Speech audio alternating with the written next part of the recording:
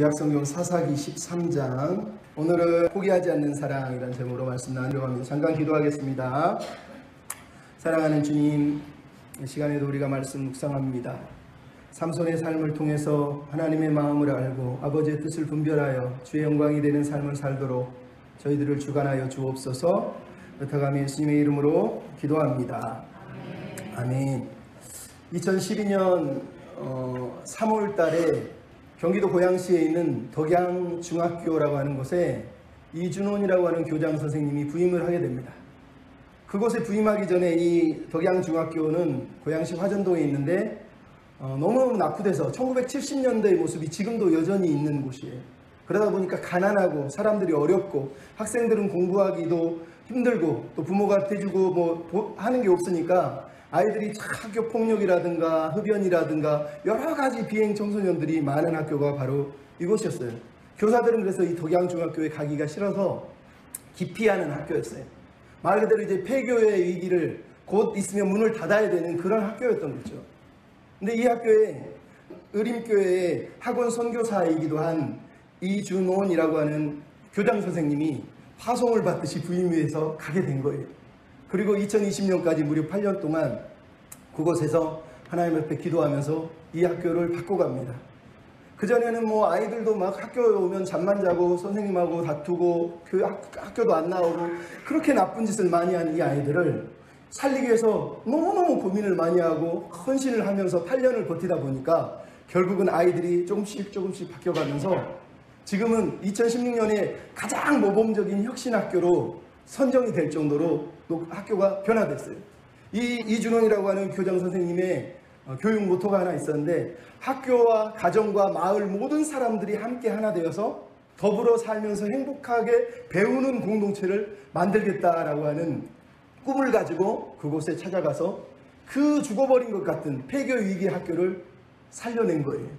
그래서 엄청나게 많은 사람들이 옛날에는 떠나고 싶은 학교가 이제는 찾아오고 싶은 학교로 바뀌었다는 거예요.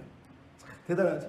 근데 이분이 바로 예수님을 너무 사랑해서 예수님의 마음으로 이 아이들을 가르치고 결국은 이런 열매를 맺었다고 말합니다.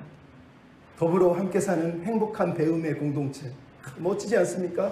서로 존경하고 배려하고 공감함을 통해서, 소통을 통해서 아이들의 마음의 상처를 치유하고 부모들의 마음을 치유하고 교사들의 마음을 치유하고, 그래서 교사들도 배우게 하고 부모도 공부하게 하고 아이들도 공부하게 하고 열린 공간이 되는 거예요.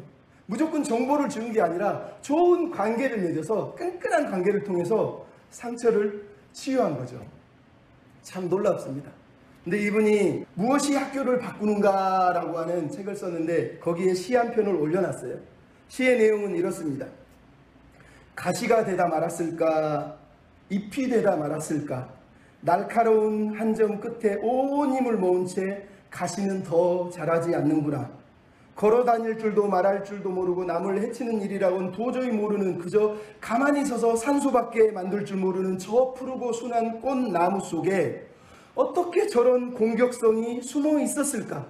수액 속에도 불안이 있었던 것일까? 꽃과 열매를 노르는 힘에 대한 공포가 있었던 것일까? 꽃을 꺾으러 온 놈은 누구라도 이 사나운 살을 꽂아 피를 내리라, 그런 일념의 분노가 있었던 것일까? 한 뿌리에서 올라온 똑같은 수액이건만 어느 것은 꽃이 되고 어느 것은 가시가 되었구나. 김기택 시인의 가시예요. 저 순한 나무에서 똑같은 수액을 받아서 자랐는데 왜 저 잎은 가지는 꽃이 되고 왜 저것은 가시가 되었을까라고 하는 아픔을 담은 시예요. 여러분은 어떻습니까? 여러분의 인생은 하나님 보시기에 꽃이 되었습니까? 아니면 가시가 되어서 매일 남을 찌르고 그렇게 힘겹게 살아가고 있습니까? 여러분, 오늘 우리가 읽은 이 시는 삼손의 이야기를 사실은 너무너무 잘 묘사하고 있어요. 왜? 삼손의 어린 시절을 우리가 알지 못해요. 단지 오늘 본문에 그가 출생한 사건만 알고 있어요. 근데 그 내용을 보면 어머니 태에부터 하나님이 선택했으니 얼마나 순수하고 깨끗하게 저 푸른 나무에서 수액을 받으면서 아름답게 성장할 수 있는 그런 많은 가능성으로 태어났잖아요. 근데 우리가 삼손의 이야기를 다 알잖아요. 이 푸르른 꿈을 가진, 희망을 가진 아이의 마지막 결론은 처참하게 눈이 뽑히고 머리가 잘리고 결국은 돌무더기에 쌓여서 죽음을 당했다는 거예요. 왜 그랬을까요? 우리는 몰라요. 하지만 오늘 본문은 그 원인이 무엇이었는지 우리가 짚어주지 않는 그것들을 잠깐 우리에게 짚어주고 있다라는 거예요. 만약 삼손에게 이준원 교장 같은 어떤 사람이 있어서, 어떤 분이 있어서 그 마음의 상처를 만져주고 치유해주고 공감해주고 소통해주고 변화시켰다면 꽃이 될 수 있지는 않았을까요?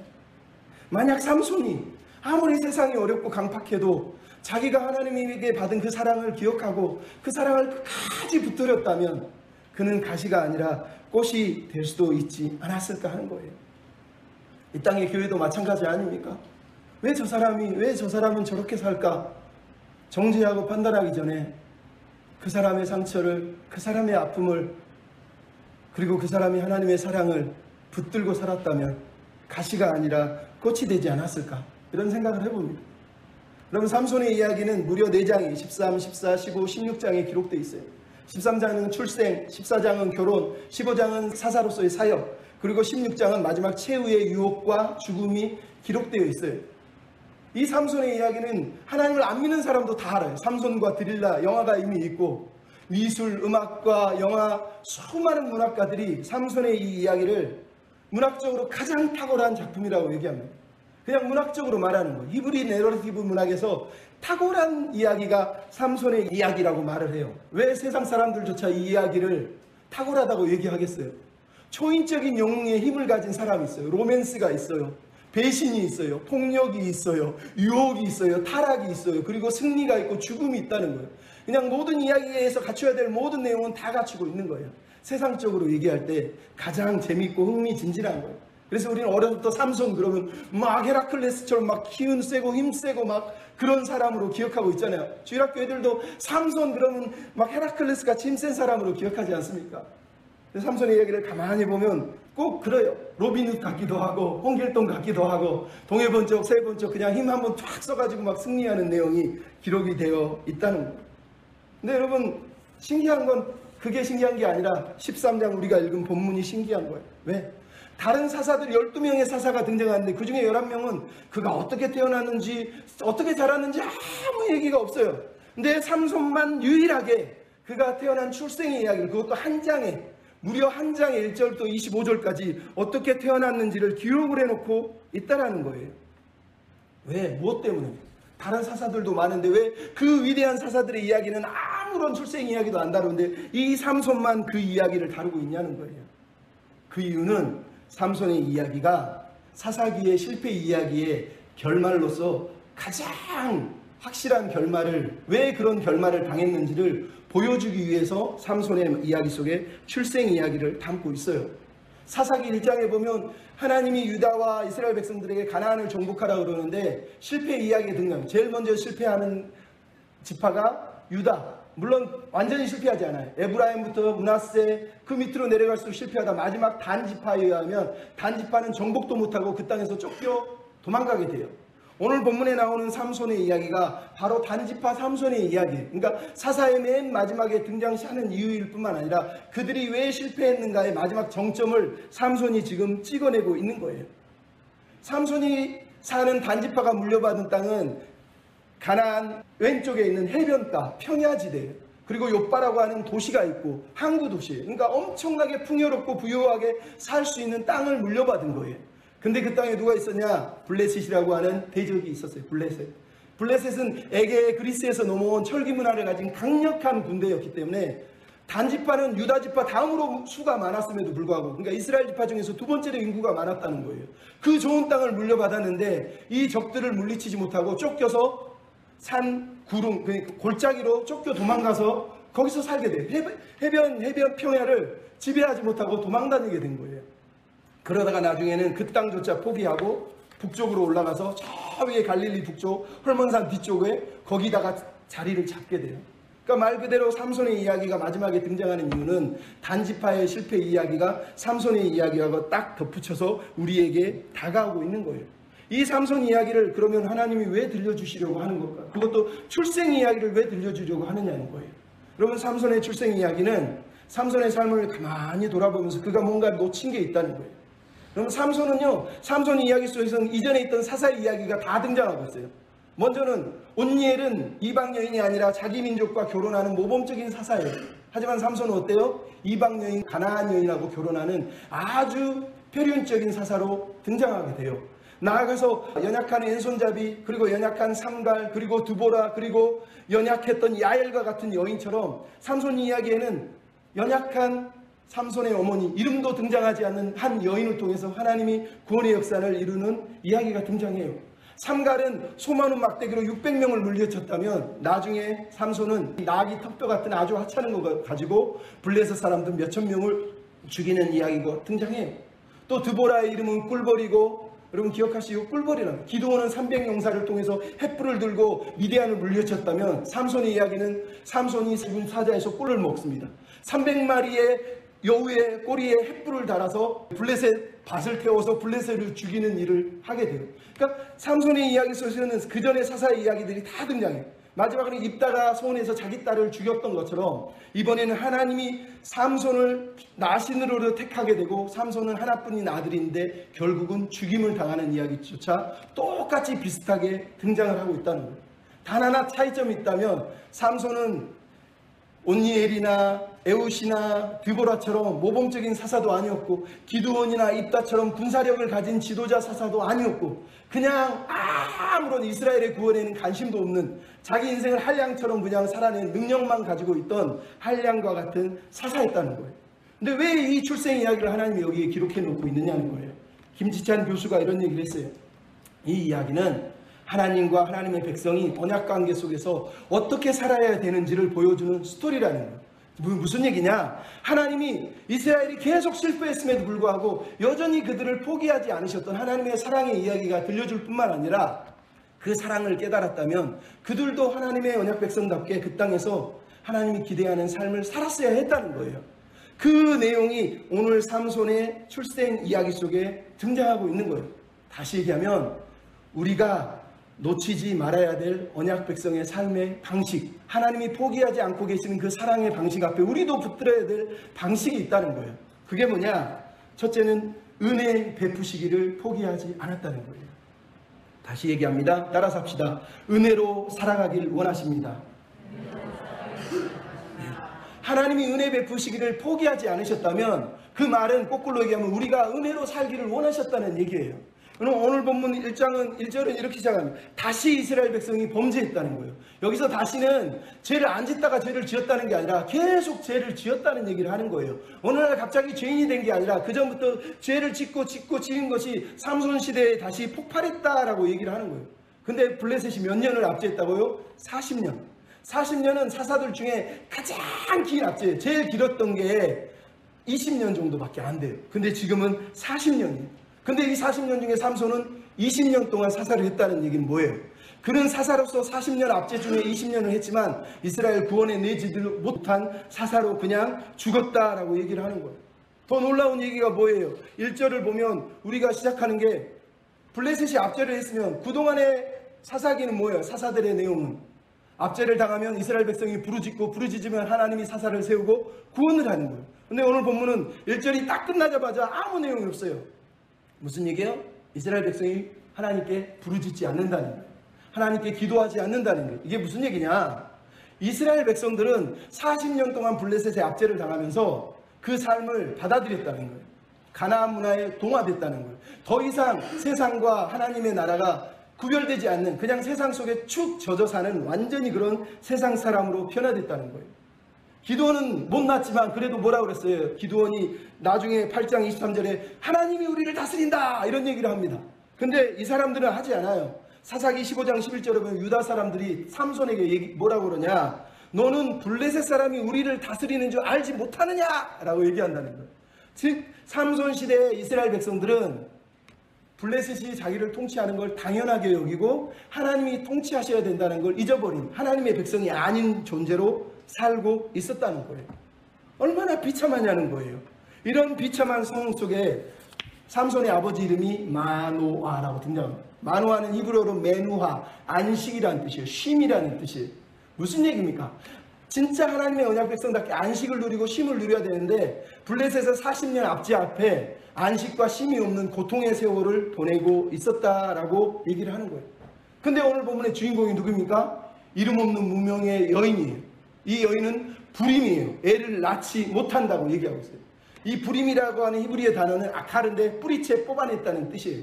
즉 뿌리가 없다는 얘기가 뭐예요? 자녀가 없다는 얘기가 뭐예요? 절망이에요. 끝이에요. 아무런 소망이 없다는 뜻이에요. 왜 이 이야기를 지금 삼손의 출생 이야기를 시작하냐고요? 이게 바로 이스라엘의 영적 상태라는 거예요. 이스라엘 백성은 더 이상 하나님의 백성이 아닌 뿌리채 뽑혀버린 가나안 문화 속에 완전히 잠식돼 버린 하나님의 백성답지 않은 언약의 저주를 받은 소망도 없는 백성으로 살아가고 있다는 거예요. 근데 여러분, 불임은 언제나 하나님의 일하시는 무대였어요.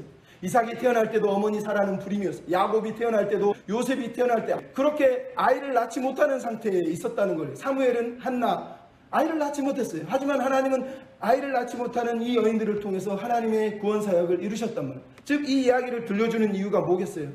이스라엘은 불임 상태, 아무것도 이루어낼 수 없는 절망은 뿌리채 뽑힌 상황이에요. 하지만 하나님이 찾아오셔서 이스라엘을 다시 살리시려고 하셨다는 거예요. 그래서 이 여인에게 네가 아이를 낳을 것이고 네 아이가 나실이 돼서 이스라엘을 구원할 것이다 라고 얘기를 하고 있다는 거예요. 왜 이 출생 이야기가 등장하냐고요? 이 삼손의 삶이 꼭 이스라엘하고 똑같기 때문이에요. 삼손의 삶은 이스라엘을 하나님이 선택할 때하고 똑같아요. 야곱이 어떻습니까? 어머니 태에서 태어나서 잉태하기도 전에 하나님이 어머니에게 나타나서 뭐라고 그러죠? 네 아들이 작은 자가 큰 자를 섬기고 큰 자가 작은 자를 섬기고 이렇게 얘기하면서 내가 작은 자를 택했다 말한 것처럼 어머니 태에 있을 때 이미 선택을 해요. 그게 이스라엘이란 말이에요. 삼손도 똑같이 선택을 받는 거예요. 그리고 소명을 줘요. 너는 이스라엘이 될 것이다. 삼손에게 소명이 이스라엘을 구원할 것이다. 소명을 주는 거예요. 근데 삼손이나 이스라엘은 똑같지요. 이스라엘은 우상에게 유혹돼서 따라가고 삼손은 여자에게 미쳐서 유혹돼서 따라가고 있는 거예요. 이스라엘은 자기 눈이 멀었다는 걸 알지 못하고 자기 인생을 살피지 못하고, 삼손은 눈이 뽑혀서 자기 앞을 보지 못해요. 이스라엘은 우상을 섬기면서도 자기가 하나님께 버림받았다는 걸 깨닫지 못하고 삼손조차 자기가 버림받은 걸 깨닫지 못하는 거예요. 그러니까 이 삼손의 출생 이야기는 이스라엘의 이야기예요. 이스라엘 이야기. 그래서 마지막에 등장하는 거예요. 너희가 왜 이렇게 사사들이 실패하고 이스라엘이 여기까지 온주하느냐? 그것을 삼손의 이야기를 통해서 다시 들려주는 거예요. 내가 너희를 은혜로 선택하고 구별하고 부르고 소명을 주고 영광을 위해 살라고 불렀었다는 거예요. 그게 은혜라는 거예요. 은혜. 근데 이걸 은혜로 이 사람들은 받아들이지 못했다고, 그걸 잊어버렸다는 거예요. 그러니까 삼손뿐만 아니라 이스라엘 백성이 잊어버린 게 뭐라고요? 은혜를 결국은 잊어버린 거예요. 자기의 인생이 은혜라는 걸 잊어버린 거예요. 그래서 하나님이 아니라 세상을 보고 세상을 통해서 무언가를 누리려고 했다는 거예요. 그게 아프다는 거예요. 근데 감사한 게 뭐예요? 중요한 건 여기서 하나님이 포기하지 않으시고 이들에게 은혜를 베푸시려고 찾아오셨다는 거예요. 자기 백성을 향한 사랑을 포기할 수가 없어요. 죽어가는 이 아이를 죽게 놔둘 수가 없어서 지금 인공호흡을 하고 심폐소생술을 하면서 다시 살리겠다는 거예요. 그래서 하나님이 찾아오신 거예요. 그게 나실인이에요. 여러분, 나실인이 뭐예요? 그것도 어머니 태에서부터 나실인이에요. 이게 중요한 거예요. 그동안 하나님이 본 게 뭐예요? 온니엘부터 12명의 사사를 보니까 사사들은 뭐예요? 태어나서 하나님이 선택을 했더니 범죄하고 유혹돼서 넘어가더라는 거예요. 그러니까 하나님이 아예 처음부터 이제 리셋을 누른 거예요. 아예 어머니 뱃속에서 죄도 알지 못하는 아이를 태어나게 해서 세상의 유혹도 아무것도 받지 못하는 아이를 통해서 하나님이 새로운 구원을 시작하시려고 삼손을 지금 선택했다라고 얘기하는 거예요. 그러니까 말 그대로 하나님은 이 이스라엘을 죽게 놔둘 수가 없어서 새로운 구원자, 그것도 가나안 문화에 쩌들지 않은 완전히 새로운 사람을 통해서 이들을 구원하시려고 하나님이 결정하셨다고 우리에게 말씀하시는 거예요. 삼손이 여기서 무너졌다는 건 하나님의 은혜가 무너졌다는 게 아니라 그럼에도 불구하고 삼손이 세상을 사랑했다는 뜻이고, 또 하나는 삼손이 그래도 무너졌다는 얘기는 결국은 죄 없으신 동정녀 마리아를 통해서만 메시아가 와야 되는 이유를 이 이야기 속에서 다시 설명해 주는 거예요. 인간이 범죄한 인간의 몸에서 태어난 그 누구도 우리의 구원자가 될 수 없다는 거예요. 그래서 결국은 하나님께서 예수 그리스도를 동정녀 몸을 통해서 태어나게 하셔서 삼손이 아니라 전혀 새로운 구원자로 예수 그리스도가 우리 앞에 다가오신 거예요. 그러니까 삼손의 출생 이야기는 결국은 예수님이 이 땅에 오신 이유를 설명하는 거예요. 결국 우리가 살아가는 예수를 믿는 것이 은혜인 이유를 설명하는 거예요. 그 누구도 인간은 우리를 구원해 줄 수 없지만 죽어버린 것, 뿌리채 뽑혀버린 우리 인생 절망을 희망으로 바꾸시고 죽은 것을 산 것 같이 만드시고 없는 것을 있는 것 같이 부르시는 분이 누구라고요? 하나님이시라는 거예요. 그분이 이스라엘을 포기하지 않으셨고 그분이 우리를 포기하지 않으셨다는 거예요. 여러분 힘이 드십니까? 절망하십니까? 여전히 하나님은 말씀하십니다. 나는 한 번도 포기한 적이 없다는 거예요. 삼손의 마지막 이 실패 이야기조차도 결국은 하나님은 한 번도 포기한 적이 없다고 얘기하는 거예요. 그분의 은혜를 한 번도 포기한 적이 없다는 거예요. 실패는 하나님이 하신 게 아니라 우리가 유혹에 넘어져서 우리가 죄를 짓고 우리 욕심 때문에 우리가 무너졌다고 얘기하는 거예요. 다시 사는 방법은 똑같아요. 다시 은혜를 붙잡는 거예요. 내가 은혜 속에 살고 있구나. 내 삶이 은혜였구나. 그걸 인정하는 거 외에는 방법이 없다니까요. 두 번째로 구별된 백성, 구별하심. 하나님은 구별된 백성, 거룩한 백성을 포기하지 않으신다는 거예요. 따라서 합시다. 구별된 언약 백성으로 살아가길 원하십니다. 네, 삼손 이야기가 얘기하는 거예요. 하나님의 은혜를 부으셨다면 그 은혜의 이유가 뭐냐? 구별됨이라는 거예요. 구별된 백성답게 살라는 거예요. 오늘 본문에 삼손의 출생을 얘기하면서 하나님이 어머니, 무명의 여인 어머니에게 뭐라고 그러는 거예요? 4절에 너는 가서 라고 말한 다음에 너는 포도주, 독주, 부정한 것을 삼가라 라고 얘기하는 거예요. 여러분 삼손에게 지금 나신인이 되라고 말하기 이전에 부모가 먼저 나실인답게 살라고 얘기하는 거예요. 부모가 나실인, 즉 구별된 백성, 성별된 백성으로 살라고 부모에게 숙제를 주고 있는 거예요. 너 저 아이를 나실인으로 키워야 되는데 그러려면 네가 먼저 본을 보이고 네가 먼저 거룩한 나실인으로 살아야 된다라고 얘기하는 거예요. 신앙의 유산을 누가 물려줍니까? 내가 본이 안 되는데 내 말이, 내 생각이, 내 삶이 세상을 살아가면서 얘 보고 넌 교회 다녀, 너는 예배 드려, 너는 하나님 믿어. 믿어집니까? 지금 그 얘기하는 거예요. 부모 니네부터 우상 숭배하지 말고 어머니 당신부터 포도주, 독주 마시지 말고 악한 거 끊고 구별된 삶을 살라라고 신앙의 유산을 물려주려면 먼저 네가 구별돼야 돼 라고 어머니에게 말하고 있는 거라니까요. 그럼 이게 중요한 거예요. 이스라엘이 왜 실패했습니까? 사사기 2장 10절에 그 후에 일어난 다른 세대는 여호와를 알지 못하고 여호와께서 이스라엘에 행하신 일도 알지 못하더라. 무슨 말이에요? 그 부모 세대가 신앙의 유산을 물려주지 못하니까 자녀들조차 하나님을 믿지 않았다고 얘기하는 거예요. 그러니까 삼손의 이야기가 우리에게 다시 들려주는 거예요. 하나님은 하나님의 백성을 은혜로 베푸실 뿐만 아니라 구별된 백성, 거룩한 백성, 제사장 나라로 세우기를 원하셨다는 거예요. 그래서 삼손 또한 구별된 백성으로 어머니 태에서부터 구별했다는 거예요. 부모도 그래서 구별된 백성으로 살아야 됐다는 거예요. 이스라엘이 왜 실패했다고요? 구별된 백성임을 잊어버렸기 때문에. 내가 구별됐다는 걸 잊어버렸기 때문이라는 거예요. 그래서 여러분 오늘 본문에서 무려 3번이나 4절, 5절, 7절, 13절, 14절 나실인 규례가 3번이나 등장해요. 왜 똑같은 말을 3번을 반복할까요? 이게 가장 중요하다는 걸 강조하는 거예요. 이게 가장 중요하다는 걸 강조하는 거예요. 여러분 삼손을 하나님이 나신으로 선택했다는 얘기는 삼손뿐만 아니라 그 부모 그리고 우리조차도 하나님이 우리를 판단할 때 평가하는 기준이 바로 이 나실인이라고 하는 기준이라는 거예요. 기준. 여러분 우리를 평가하는 기준은 세상 평가가 아니에요. 세상 사람이 너 돈 많냐, 백 있냐, 가진 건 있느냐 그건 세상 평가고 하나님이 우리에게 평가하는 기준은 따로 있는 거예요. 그게 나실인 규정, 즉 말씀이라는 얘기예요. 말씀. 나실인 규정의 핵심은 나실인처럼 우리도 머리 깎지 말고 우리도 나실인처럼 포도주 마시지 말고 이 얘기를 하는 게 아니에요. 우리 인생에 기준이 필요하다는 거예요. 그게 바로 나실인 규정을 통해서 말하는 거예요. 삼손뿐만 아니라 부모뿐만 아니라 이스라엘 백성 그리고 우리조차도 세상의 기준이 아니라 이 기준으로 하나님 우리를 판단하실 거라는 거예요. 평가하실 거라는 거예요. 그래서 부모가 자녀 앞에 본이 되는 방법 내가 말씀대로 살아내는 거예요. 그럼 오늘 본문에 하나님께 바쳐진 나실인이라고 5절에 써있잖아요. 하나님께 바쳐진 무슨 일이에요? 하나님 것이라는 거예요. 내가 구별됐다라는 말은 뭐냐? 나는 내 것이 아니고 나는 세상 것이 아니고 하나님 것이라는 거예요. 여러분 하나님 것이라니까. 근데 내가 하나님 것인데 사도 바울이 뭐예요? 네 몸이 하나님의 성전인 것을 알지 못해서 네 몸을 함부로 범죄하고 그렇게 써먹느냐 말하잖아요. 고린도전서 3장에. 우리가 하나님 것이라는 걸 잊어버리지 말라는 거예요. 민수기 6장에 보면 나실인 규정이 나와요. 지금 어머니에게 들려준 거하고 거의 똑같아요. 포도주를 마시고 포도주에서 난 것도 마시면 안 되고 머리를 자르면 안 되고 시체를 만지면 안 되는 거 나실인 규정이 그대로 나오고 있다는 거예요. 핵심은 뭐냐? 머리를 자르는 것도 아니고 포도주를 만지고 죽은 자를 만지고 이런 게 아니라 핵심이 뭐냐? 하나님만 바라보게 하려는 게 나실인의 핵심이에요. 머리를 자르지 않는 이유가 뭐예요? 내 머리 위에 내 삶을 주관하시고 다스리시는 분이 계신데 그게 하나님이라는 걸 깨닫는 사람, 그런 존재가 나실인이라는 거예요. 그러니까 실제로 이스라엘 백성은 나실인으로 살았어야 된다는 얘기예요. 거룩한 백성이라고 말하잖아요. 그게 하나님의 꿈이었다는 얘기를 하는 거예요. 나아가서 뭐라 그럽니까? 5절에 이스라엘의 구원을 위해서, 구원을 시작하기 위해서 이 아이를 선택했다는 거예요. 무슨 얘기예요? 나실이냐 구별됨이라는 게 하나님의 계획 속에 내가 살고 있음을 믿고 사는 걸 말하는 거예요. 여러분이 구별된 백성입니까? 그 말은 나는 하나님이 것일 뿐만 아니라 나는 하나님의 계획 안에 있다는 거예요. 내 삶은 하나님의 계획 속에 있다는 얘기를 하는 거예요.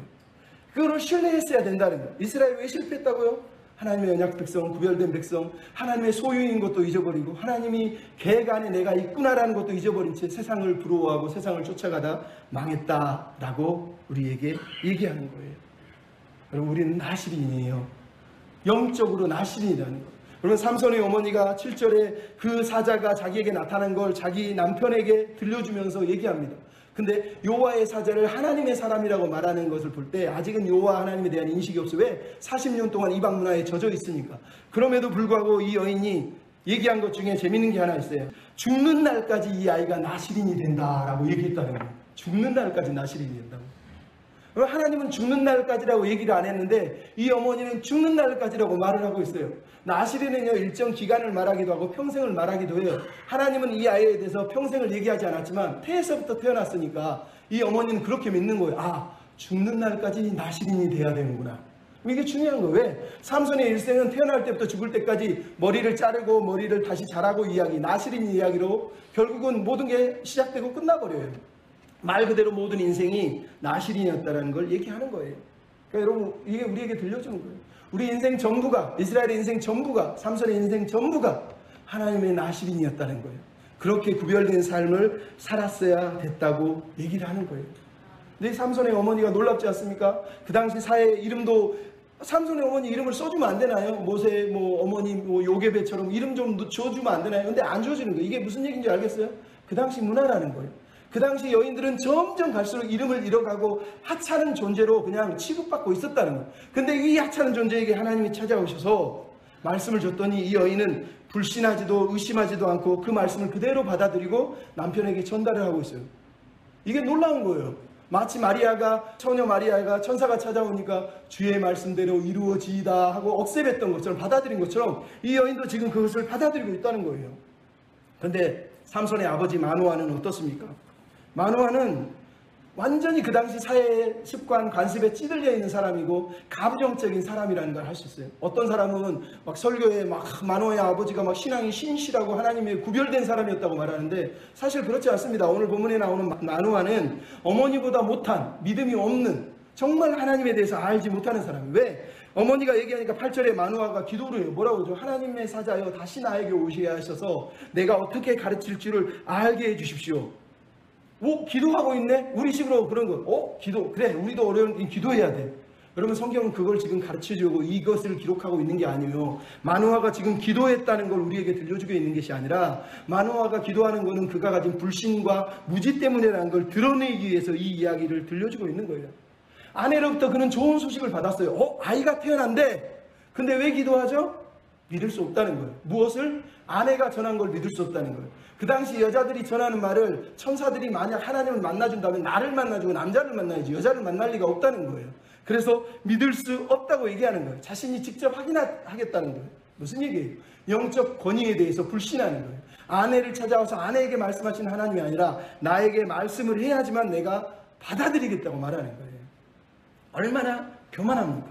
그래서 여러분 8절, 12절, 15절에 마노아가 계속 말하는 게 뭐예요? 우리에게 나타나시고 우리에게 말씀하시고 우리에게. 왜요? 천사가 자꾸 저 여자에게만 나타나니까 자기가 소외됐다는 거예요. 나한테 나타나요. 내가 아버지인데 내가 권위를 가졌는데 나한테 권위를 줘야지. 지금 이런 마음을 가지고 계속 그래서 따지고 있는 거예요. 따지고 있는 거. 근데 천사가 마노아에게 대답한 내용이 뭐예요? 마노아가 기도한 내용 중에 뭐예요? 첫째는 나타나달라고 기도했는데 하나님이 나타났나요? 자기에게 나타나지 않고 다시 마노아의 부인인 삼손의 어머니에게 나타나는 걸 우리가 보게 돼요. 왜요? 그게 의도거든요. 다시 없어서 장소의 문제가 아니라 여전히 하나님의 사자는 여인에게 준 그 메시지가 가장 중요하다는 거예요. 그 메시지를 너는 믿으라고 얘기하는 거지. 너한테 안 나타났다고 이건 나에게 준 말씀이 아니라고 이렇게 거절하지 말라고 말하기 위해서 천사는 의도적으로 다시 여인에게 나타나고 있는 거예요. 이게 무척 중요한 거예요. 또 하나는 뭐라고 그럽니까? 11절에 그 말할 때 단어를 보십시오. 이 여인에게 말씀한 사람이 그 사람입니까? 마노아가 얘기합니다. 우리식으로 표현하면 어떨까요? 당신이 이 여자가 말한 그 사람 맞아? 이 얘기랑 똑같은 거예요. 자기 부인을 이름도 부르는 게 이 여자가 나랑 맞냐는 거예요. 그러니까 얼마나 마노아가 자기 부인을 우습게 여기는지 아주 깔아뭉개고 있는 어투를 가진 거예요. 그랬더니 선사가 뭐라고요? 내가 크다. 아주 단순하게 한마디 툭 던져버립니다. 무슨 얘기예요? 마노아의 말에 대해서, 마노아의 질문에 대해서 무척 기뻐하지 않는다는 걸 알 수 있어요. 그리고 나서 마노아가 뭐라고 해요? 자녀를 어떻게 기를 거야? 그랬더니 이번에 13절, 14절 뭐라고요? 내가 여인에게 말한 그것을 네가 지켜, 이렇게 얘기합니다. 무슨 얘기인지 아시겠어요? 지금 흐름을 보세요. 천사는 지금 계속 얘기하는 거. 네가 중요한 게 아니라 저 여인에게 내가 했던 그 말을 지키라니까. 내가 여인에게 한 말, 그것을 지키라고. 그것만 지키면 된다는 거예요. 이게 중요한 거예요. 그러면 나시린 규정은요, 더 이상 더하거나 정보를 보탤 내용이 하나도 없어요. 말 그대로 나시린 규정은 뭐예요? 포도주와 포도주 수산을 먹지 않으면 돼요. 시체를 만지지 않으면 돼요. 그리고 머리를 자르지 않으면 돼요. 여기에 다른 걸 정보를 추가할 내용이 하나도 없어요. 근데 왜 마노아가 계속 물어보고 있어요? 왜 물어보고 있어요? 이 규정 외에 다른 게 필요 없는데도 계속 물어보고 있는 이유는 그가 지금 여인에게 전달된 그 말을 믿을 수 없다고 말하는 거예요. 그래서 천사가 퉁명스럽게 말하는 거예요. 네 여자, 네 부인에게 한 말, 그걸 너는 받아들여야 된다는 거예요. 결국은 이스라엘 백성들이 무너진 이유가 다 똑같아요. 교만해서 무너진 거예요. 하나님의 말씀, 이미 정해진 그 규정을 붙들고 말씀의 백성으로 살지 않고 자꾸 뭔가 새로운 걸 듣고 새로운 걸 깨닫기를 원하고 자기에게만 뭔가 직접적인 경험을 받기를 원했던 그 종교적인 열심 때문에 이스라엘 백성은 결국은 우상을 숭배하게 되고 결국은 무너졌다는 걸 우리가 알 수 있어요. 여러분, 이게 삼손이 나중에 어떻게 될지를 보여주는 거예요. 어둡지 않아요? 왜? 부모가, 특히 아버지가 자꾸 하나님의 말씀을 의지하고 있는 게 아니라 자기 권위를 의지하고 자기가 주도권을 쥐고 자기가 영적 주도권을 쥐고 뭔가를 막 움직여가야지 만족하는 사람이라는 거예요. 이 부모 앞에서 태어난 아이는 어떻게 될까요? 걱정스럽지 않나요? 벌써부터 우리는 걱정스럽게 되는 거예요. 하지만 중요한 건 이거예요. 하나님이 이스라엘 백성을 구별했다는 거예요. 하나님이 삼손을 구별했다는 거예요. 하나님이 우리를 구별했다는 거예요. 이스라엘 백성이 말해, 너희는 구별된 백성이었는데 그거를 잊어서 실패한 거야. 우리에게 말하는 거, 우리가 실패하는 이유는 우리가 구별된 백성임을 잊어버렸기 때문이라는 거예요. 여러분, 성도가 뭡니까? 성도는 말 그대로 거룩한 백성, 구별된 백성이라는 뜻이에요. 교회는 뭡니까? 에클레시아, 밖에서부터 불러낸 백성이라는 거예요. 하나님 우리를 구별해서 불러서 모아놓은 백성이 성도고 교회라는 거예요. 우리가 실패했다는 건 우리가 하나님이 불러내서 구별해놨는데 자꾸 우리는 세상하고 똑같아지려고 하고 세상이 가진 거 누리고 다 가지고 누리려 하기 때문에 세상과 하나도 다르지 않고 어쩌면 세상보다 더 심하기 때문에 하나님이 아파하시는 거예요. 여러분, 우리가 구별된 백성이라는 걸 잊지 않으셨으면 좋겠습니다. 하나님은 위대한 일, 막 엄청난 일을 가지고 우리 삶에 역사하지 않아요. 평범한 일, 아주 평범하고 어쩌면 소박해버리고 아무것도 아닌 것 같은 그 소박한 삶을 통해서 하나님은 역사하시는 거예요. 뭐? 매일 순종하는 것, 성경을 읽고 기도하는 것, 예배에 참석하는 것, 형제와 이웃을 섬기며 사랑하고 환난 중에 예수님을 의지하는 것, 그 사소한 삶, 그 삶들을 통해서 우리 신앙은 자라고 성장하는 거예요. 그것을 잊어버리면 안 돼요. 여러분, 선악과를 붙들고 왜 기도합니까? 선악과는 붙들고 기도하면 안 돼요. 왜요? 선악과는 따먹지 말라고 그랬으면 그걸로 끝인 거예요. 하나님이 선악과를 따먹지 말라고 했다는 건 하나님만 바라보고 하나님 안에서 나머지를 누리며 만족하라고 부르셨다는 얘기 아닙니까? 나실의 규정도 마찬가지예요. 나실의 규정을 가지고 나실의 규정이 뭔가요? 이걸 바꾸면 안 되나요? 삼손의 아버지처럼 자꾸 자기 입맛에 맞추려고 하면 안 된다는 거예요. 그 규정에 대해서는 기도할 내용이 아니라 순종하면 되는 거예요. 순종하면 되는 거예요. 구별된 백성이라는 건 그런 거예요. 매일 순종하고 말씀을 붙들고 기도하고 살아가는 거. 그럼 그런 삶을 살길 원합니다. 마지막으로 하나님이 포기하지 않으신 게 뭐예요? 하나님의 영광이에요. 하나님의 영광. 따라서 합시다. 하나님의 영광을 위해 살아가길 원하십니다. 이스라엘 백성이 실패한 이유, 하나님은 계속 은혜를 베푸셨는데 은혜로 살지 않았다는 거예요. 하나님은 너희가 구별된 백성이라 말했는데 구별된 백성으로 살지 않았다는 거예요. 하나님은 하나님의 영광을 위해서 구별하셨는데 부르셨는데 은혜를 베푸셨는데 이스라엘 백성은, 삼손은 하나님의 영광을 위해 살지 않았다는 거예요. 그래서 실패했다는 거예요. 그래서 삼손의 출생 이야기의 마지막은 하나님의 영광의 이야기가 이제 등장하는 거예요. 여러분, 삼손의 아버지가 자녀를 어떻게 양육할까요? 얘기했는데 아까 얘기했잖아요. 천사가 뭐라고 그럽니까? 네 여인에게, 네 부인에게 말한 것만 지켜. 얘기를 하고 있는 이유가 뭐예요? 규정을 말하고 있는 것이 아니라 너와 네 자녀의 관계보다 더 중요한 게 있는데 너는 나와 관계 속에서 나를 온전히 믿어야 된다, 신뢰해야 된다, 그 얘기를 하고 있는 거예요. 삼손의 아버지는 온통 자기에게 태어날 아기, 이거를 내가 어떻게 관리하고 내 손에 어떻게 쥐고 이 아이를 내 마음대로 움직일까, 이런 고민을 하고 있는데 하나님은 지금 그런 거에 관심이 없으세요. 너 아이를 키울 때 너도 네 부인에게 내가 말한 것처럼 너도 내 앞에서 너와 나의 관계 속에서 거룩한 백성으로 살아내야 된다라고 하는 것을 지금 말씀하고 있는 거예요. 지금 하나님은 아버지와의 관계를 지금 원하시는 것이지 아버지와 아들의 관계에 관심이 있는 게 아니에요. 그러니까 하나님과 우리가 가족을 하나님께 올려드릴 때 제일 중요한 건 내가 하나님 앞에 서 있는가가 중요한 거예요.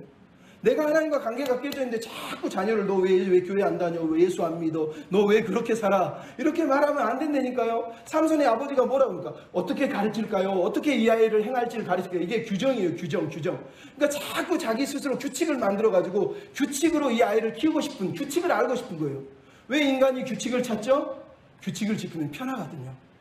그래서 유대인들이 규칙을 지키는 율법주의자가 된 거예요. 안식일에 해서는 안 될 덕목이 뭐 300몇 개, 600몇 개라고 그러잖아요. 그 규칙만 지키면 내가 신앙이 좋다고 생각하는 거예요. 그래서 예수님이 이 독사의 새끼들아 라고 얘기한 거예요. 왜? 하나님이 원하는 건 규정이 아니에요. 율법이 아니에요. 여러분 교회 다니면서 내가 헌금했네. 아 사랑하겠지. 내가 기도했네. 하나님 사랑해 주겠지. 내가 예배 드렸네. 사랑해 주겠지. 자기 신앙을 자꾸 규정화하고 규칙화 정해가지고 내가 규칙적으로 한 것 때문에 하나님이 나를 사랑할 거라고 믿는 건 그게 율법주의라니까요. 하나님은 규정을 원하는 게 아니에요. 그 규정 너머에서 가장 핵심적인 것, 하나님과 우리의 관계, 하나님을 의지하는 거예요. 삼손의 아버지가 뭐라고 그런 줄 아세요? 나중에 보면 알지만 내가 당신에게 제사를 드리고 싶어요. 15, 16, 17절에 나와요. 제사를 드리겠다 그러니까 하나님의 사자가 제사는 나에게 드리지 말고 하나님께만 드려야지 이렇게 딱 얘기를 해요. 이게 왜 중요한 줄 아세요? 그동안 기드온, 입다 이런 사사들이 하나님의 이름으로 사역하면서 하나님의 영광을 다 도둑질했거든요. 그래서 하나님의 사자가 나타나서 얘기하는 거예요. 니네들이 왜 실패한 줄 아느냐? 하나님의 영광을 도둑질했다는 거예요. 그래서 하나님의 사자는 대뜸 얘기하는 거예요. 하나님께만 마땅히 번제를 드려라. 16절에 나와 있잖아요. 하나님께만 영광을 돌리라는 거예요. 하나님께만 영광을 돌리라는 거예요. 그것을 안 돌렸기 때문에 이스라엘이 실패한 거고 삼손이 실패한 거고 우리가 실패하는 거라는 거예요. 그러면 하나님의 사자는 우리 같은 사람은 그런 거예요. 하나님이 주신 은혜만 전하면 돼요. 그것을 통해서 돈을 벌고 그것을 통해서 부를 누리는 건 사기꾼이고 싹꾼이에요. 물론 교회가 해야 될 건 해야 되지만 그런 사람 밖에 많아요. 봉사들, 뭐 기도해주는 뭐 여자 목사님들 제가 볼 때 이상한 분들 너무 많아. 사이비가 왜 기도해주고 돈을 받나요? 하나님의 은혜라며. 그죠? 그럼 오늘 본문에 사자가 딱 하잖아요. 하나님께만 번제를 드려라. 나는 음식조차 먹지 않겠다. 나를 대접할 생각하지 말라는 거예요. 중요한 건 그러니까 이번에는 뭐라 그럽니까? 삼손의 아버지가 당신의 이름이 뭐예요? 라고 17절에 물어봐요. 왜 이름을 물어볼까요? 이게 똑같아요. 가나안 문화에서 사람의 이름을 안다는 건 그 사람이 누군지를 궁금해한다는 뜻이 아니에요. 저 사람이 분명 신 같은데 신적인 존재인데 저 사람의 이름을 내가 소유한다는 얘기예요. 이름을 소유했다는 얘기는 내가 이름 힘들 때 어려울 때 그 이름을 부르면 그 사람이 신을 소환하는 거예요. 그래서 그 신이 내가 필요할 때 나를 도와준다고 믿는 거예요. 그게 그 사람의 이름을 묻는 이유예요. 하나님 그래서 야곱이 약복강에서 하나님 당신의 이름이 뭐예요? 물어볼 때 안 알려주세요.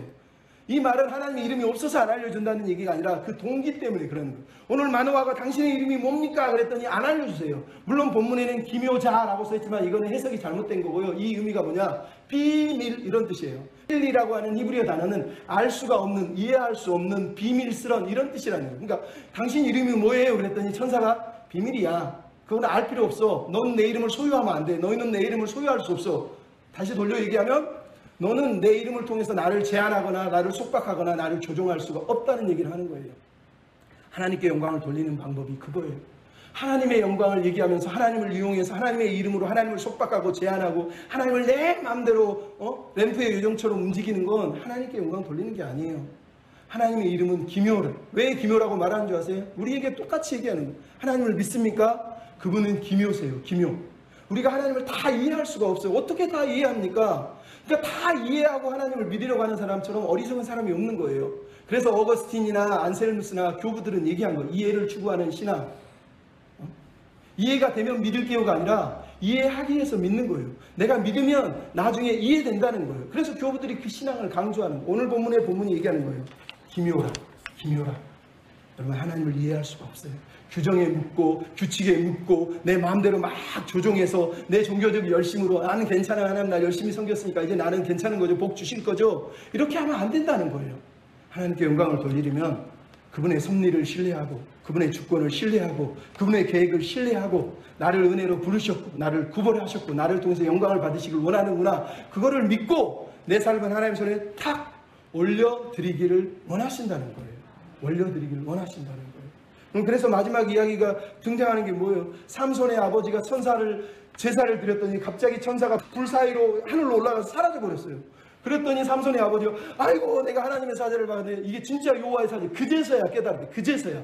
그리고 나 죽었네 그랬다는 거예요. 여러분, 그제서야가 무슨 말이에요? 삼손의 아버지는 자기 앞에 서 있는 사람이 하나님이 보낸 여호와의 사자라는 걸, 여호와의 사자가 여호와께만 제사를 드리라고 그랬는데도 여호와에 대한 인식이 없어요. 40년 동안 우상 문화에 쩌들려서 여호와 언약의 하나님, 자기 하나님을 잊어버린 거예요.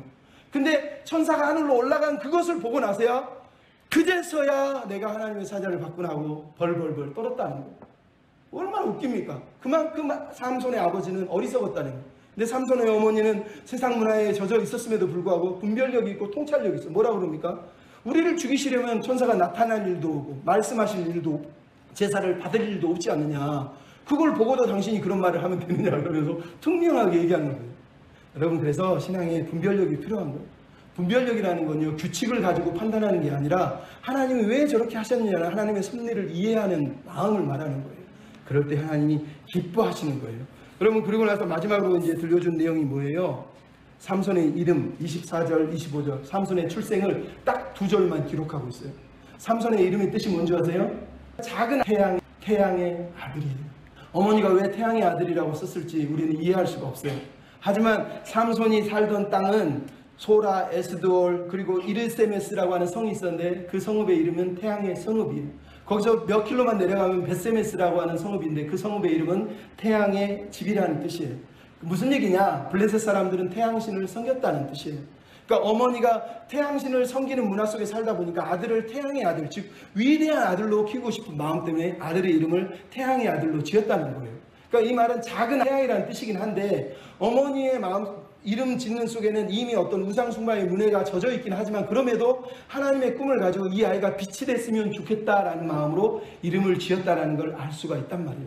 중요한 건 정말로 삼손이 이스라엘에게 주셨던 소명처럼 이방의 빛이 되라는 그 말씀처럼 빛이 될 것이냐, 아니면 어둠의 자식처럼 어둠 속에 그냥 처절하게 무너질 것이냐, 그것은 우리가 알 수가 없어요. 중요한 건 딱 하나, 여러분 24절 25절 하나님이 하신 게 있어요. 아이가 자라니까 복을 주시고 여호와의 영이 그를 움직이기 시작했다는 거예요. 이게 중요한 거예요.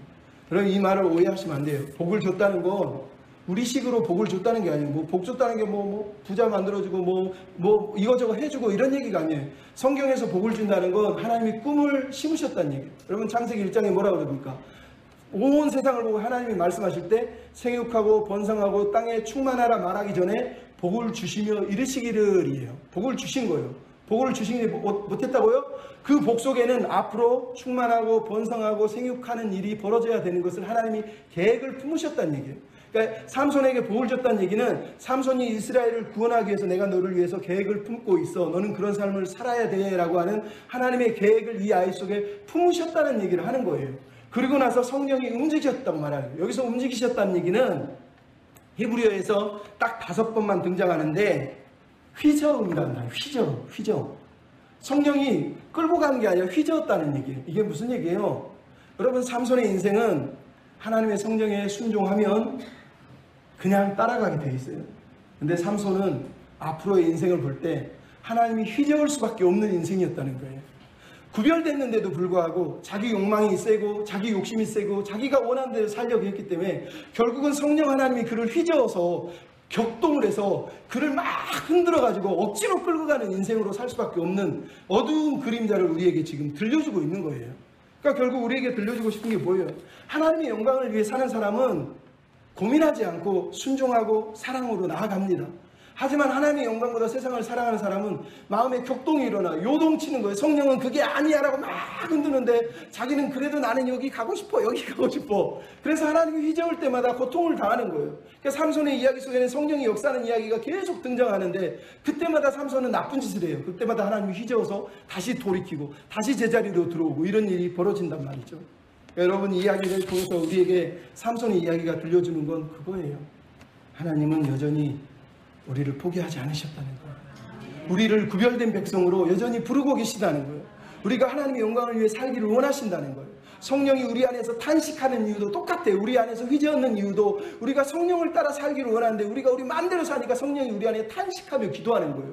내 안에서 나를 휘저을 때 하나님, 내가 주의 영광을 위해 살겠습니다, 그 탄식대로 살겠습니다 말하면서 하나님 앞에 고백하면서 살아갈 때 하나님이 기뻐하시는 거예요. 여러분, 삼손의 인생을 보십시오. 은혜 아닌 게 있습니까? 태어나기도 전에 구별해 줬는데 얼마나 감사합니까? 죄도 모르는 상태에서 나를 선택해 주시고 부르시고 구별하시고 하나님의 백성으로 하나님의 영광을 위해 살라고 나를 딱 선택했다니, 이보다 더 감사한 게 어딨냐고요. 이보다 더 감사한 게 어딨냐는 거예요. 근데 삼손이 그 은혜를 잊어버렸다는 게 너무 불행한 거 아닙니까? 근데 여러분, 다윗은 뭐라고 그랬는지 아세요? 내 형질이 이르기 전에 주의 눈이 나를 보셨나이다. 주여, 나를 위하여 정하신 날이 하루도 되기 전에 주의 책에 다 기록되었나이다. 하나님이여, 주의 생각이 내게 어찌 그리 보배로우신지요, 그 수가 어찌 그리 많은지요. 내가 세려고 하여도 그 수가 모래보다 많아서 셀 수가 없나이다. 내가 깰 때에도 여전히 주님은 나와 함께 하십니다. 삼손에게 태어나기 전에 복중에서 선택한 것처럼 다윗은 하나님이 자기를 복중에 태중에 선택했다고 믿어요. 그것이 너무 기뻐서 그 은혜를 내가 셀 수도 없습니다. 모래알보다 더 많아서 셀 수도 없습니다. 내가 깰 때도 주님이 내 곁에 계시니 너무 좋습니다. 이랬다는 거예요. 여러분, 우리에게 이런 믿음이 필요한 거예요. 하나님, 나 죄 좀 지어보고 나서 선택해 주지, 세상 것 누려보고 나서 선택해 주지. 여러분, 그렇게 기도하면 안 돼요. 와, 내가 세상에서 죄 짓고 엄청나게 무너질 수 있어 나를 미리 선택하시고 나를 불러주시다니 너무 고맙습니다. 감사합니다. 이게 최고의 복입니다. 이렇게 여러분, 우리가 고백해야 되지 않겠습니까? 여러분, 우리 인생은 은혜예요. 은혜. 주를 섬기는 것도, 주님을 위해 살아가는 것도, 주의 영광을 위해 살라고 부르신 것도 다 은혜입니다. 은혜. 여러분, 우리 은혜인 걸 잊지 말고 은혜에 붙들려 사는 저와 여러분이 됐으면 좋겠습니다. 우리 오늘 찬양 마지막으로 한 번 더 부르시고 기도하고 마칠 때, 하나님, 내가 주님을 섬기고 사는 것이 정말 은혜인 걸 잊지 않고 주님의 은혜에 붙들려 살게 해주십시오. 여러분, 우리 같이 기도하고 마쳤으면 좋겠습니다. 나의 평생에